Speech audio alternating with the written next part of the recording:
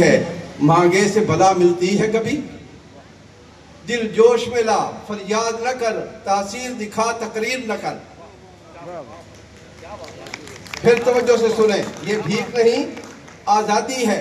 मांगे से भला मिलती है कभी, ये भीख नहीं है बाबा। दिल जोश में ला, फरियाद न कर, तासीर दिखा तकरीर न कर। तूफान से उलझ, शोलों से निपट, मकसद की तलब में मौत से लड़। हालात को अपने ढप पे ला, शमशीर उठा ताखीर न कर।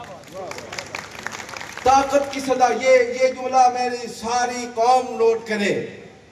जिस शायर ने भी जब कहा, हमारे इन हालात पर चूंकि फिट आती है, तो इस वास्ते आज मेरा दिल इस पर खुशी के आंसू, खुशी के भी आंसू होते हैं।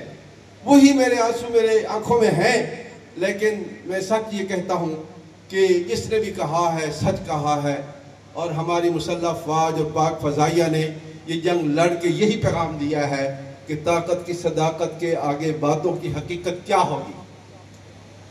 ताकत की सदाकत के आगे बातों की हकीकत क्या होगी। फितरत के उसूल ज़र्री की तज़हीक न कर, तहकीर न कर।